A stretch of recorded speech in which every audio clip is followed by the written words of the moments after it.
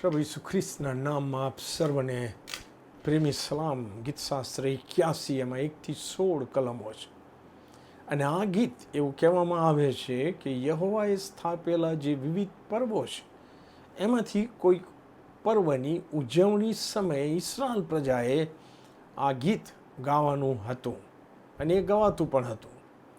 તેથી કલમ 1-4 ગીત કરતા પ્રભુના લોકોને આ પર્વના દિવસે વિવિધ વાજિંત્રો વગાડીને હર્ષનાદ કરતા મોટેથી ગીતો ગાઈને ઈશ્વરની આરાધના કરવા માટે આહ્વાન આપે છે અને જણાવે છે કે એમ કરવું એ ઈશ્વરે પોતે ઠરાવ્યું છે.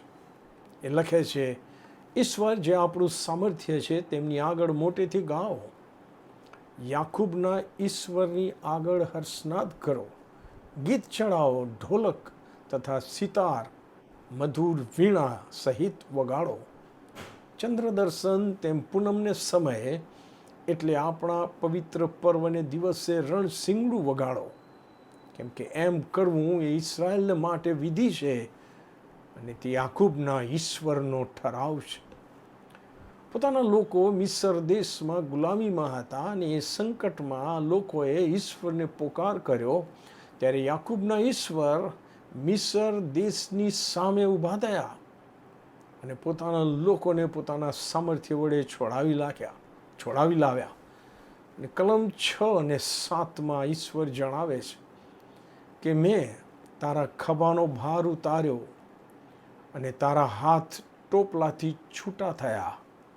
સંકટમાં તે પોકાર કર્યો એટલે મેં તને છોડાવ્યો અને ગુપ્ત સ્થાનમાંથી ગર્જના દ્વારા મેં તને ઉત્તર આપ્યો. અને આ આશીર્વાદ આપનાર ઈશ્વર કલમ 8-10 એક અદ્ભુત આજ્ઞા આપે છે અને પછી ઈશ્વર પોતાના લોકો એ આજ્ઞા સાંભળે, ગ્રહણ કરે, પાળે એવી અપેક્ષા રાખે છે. એ આજ્ઞા છે, તારામાં કોઈ અન્ય દેવ ન હોવો જોઈએ. તું કોઈ પારકા દેવની પૂજા કરીશ નહીં. તને મિસર દેશમાંથી કાઢી લાવનાર તારો ઈશ્વર યહોવા હું છું. અને પછી અપેક્ષા રાખે છે કે હે ઇસ્રાએલ, જો તું મારું સાંભળે તો કેવું સારું.